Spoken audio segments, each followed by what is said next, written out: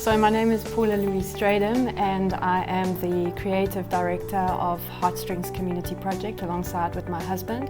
Heartstrings Community Project is basically about uplifting communities, empowering people and connecting hearts. And we believe that the name Heartstring, if you look it up, the definition of that is that it's used in the olden days as a connection of one place of your heart through your body, and the blood flows through it and then comes back to the heart so that the body has life.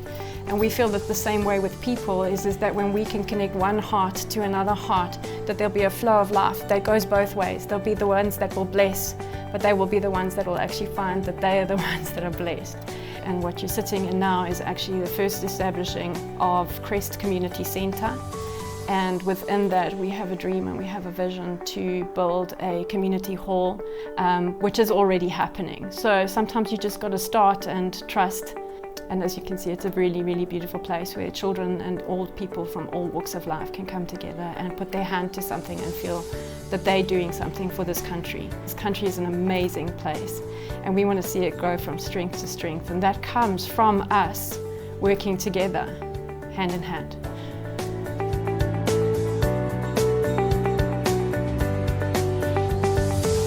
How this all started is my husband and I, we used to drive around places. He was working in an incredibly amazing company, and we were doing very well for ourselves.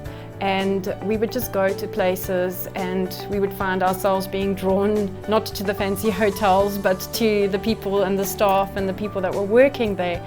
But we would often see the people who were unemployed and going through difficult times, and so it just broke our hearts. And we just had this little voice inside of us that said, well, Tag, you're it, do something. And so we did. We just said, okay, well, let's think about this. Let's, for us, pray about it. We're people that are very strong in our faith.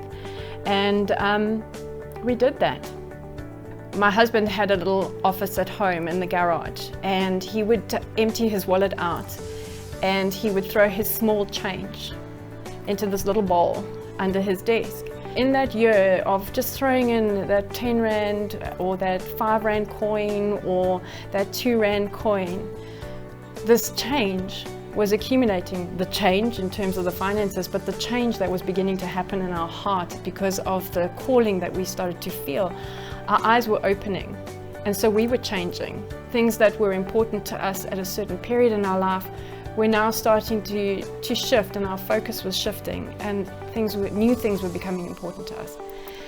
If we're telling everyone, live your best life and dream, how can we oppress other people and not give them an opportunity? And we were praying, and God says, start with what you've got. Start with what's in your hand. And what was in our hand was small change and a gardener who needed change in his life. And that small change added up to 1,000 Rand, exactly. And with that 1,000 Rand, we went out and we bought the first products, so to speak, in terms of what we were going to need for the ideas that we had designed in terms of decor. Our whole heart and our philosophy is that if we can take something that was rubbish and create it into something beautiful and teach people how to do that it would work hand in hand, not only with the product, but with the person. It just blossomed from there, and he's still with us today, and that was 7 years ago. And from small beginnings under a little lemon tree and small change and lots of changes over time, we're sitting here today with a lot of initiatives and more to come.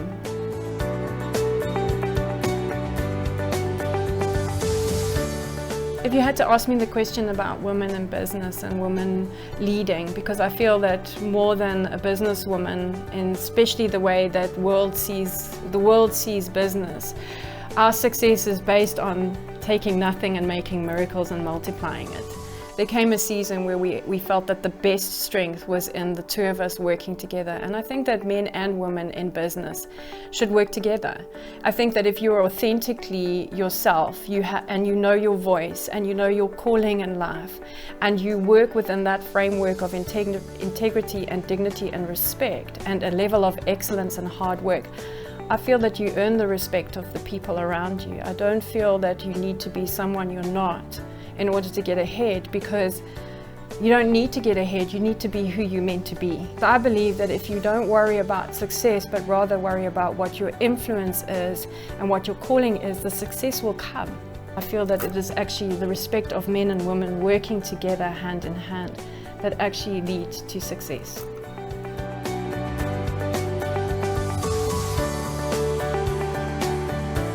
What I'll say about our balance is that because we as a family and our children are very much involved in this, it's Mike, myself, Summer and Gabriel, who are our 2 children, and they've been very much part of everything that we do. Every decision that we make, they have been included in that, obviously at the level of their understanding, because the life that we lead is something that is against the norm. Our children are with us most of the time and they need to be very comfortable with the things that we do. We are just incredibly blessed to take 5 minutes to breathe and it can feel like an hour. So for us, our balance is in work hard and play hard, but we do it all with the passion of our calling, and so that is our balance. It's how we've done this for 7 years, and I honestly believe that if we didn't have that and if we weren't living every day to its fullest, I always say I want to get into heaven with scrapes on my bottom because I've gone for it and I have no regrets, and I want to know that I've made an impact in this world for my children and for the people that I love around me.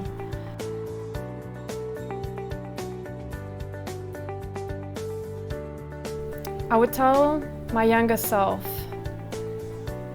to listen to your intuition, to listen to that small voice inside of you. Listen for the red flags. If you've got red flags, which basically mean no go, then wait for the peace. Don't try and force something or open a rose before it's ready, because you'll just tear the petals. And don't be scared to make mistakes. Try things. Mistakes are only mistakes when you give up, and you don't learn something from them. Every part of who I am today is because there was a young woman who wasn't afraid to try different things. Get to know yourself well and be all of that you love and that you're passionate about, and it will grow and develop from there.